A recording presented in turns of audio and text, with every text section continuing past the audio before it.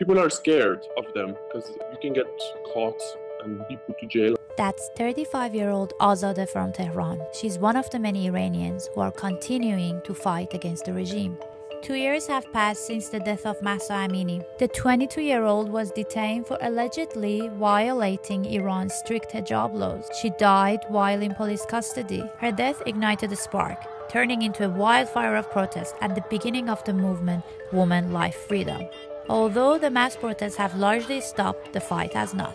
من در اون روزها در خیابون‌ها بودم و مدتی در زندان اوین در بازداشت بودم. من شاهد بودم که در مقابل چشمم نظامیان جمهوری اسلامی به معترضین در خیابون‌ها با گلوله جنگی و ساچمه‌ای شلیک می‌کردند.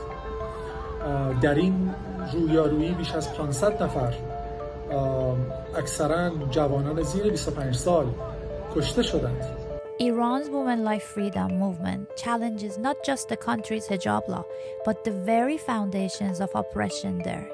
A cultural shift is palpable across the country. تو این 2 سال خیلی چیزا برای زن‌ها عوض شده. الان که توی خیابونا می‌بینین که دخترای جوان موهای بلندشون همجوری دورشون ریخته شده و کمتر می‌بینین که کسی بخواد حتی نگاه بکنه.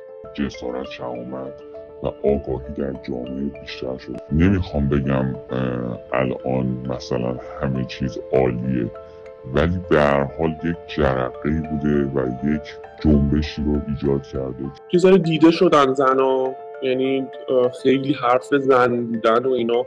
آمار گرفتن 25% خانم‌ها حجاب ندارن و اینا نمیتونن کنترل کنن. But with Iran's regime cracking down on dissent and continuing to enforce harsh penalties, what does the future hold for this movement?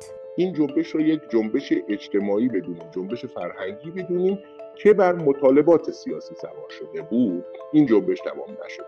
پرونده باز این جنبش حالا در یک نقطه انفجار اجتماعی. این بحث انفجار است، این انباشت خشم است که یه مدت انباشته میشه تا که یه جایی میزنه بیرون. یعنی شخص خود این آدم که نه کاراکتر سیاسی بوده نه چیزی، دوباره مردم خشمگین تر میشن. کی باید با این ترس زندگی کنیم؟ جمهوری اسلامی که ماهیتش همینه، جمهوری اسلامی که به همین صورت تا جایی که بتونه از معترضا میکشه، تا جایی که بتونه معترضا رو سرکوب میکنه. As the Women, Life, Freedom movement marches forward, it carries not just the legacy of Mahsa Amini, but the collective hopes of those yearning for freedom and equality. From the heart of Iran, a powerful call for change continues to resonate, echoing around the world.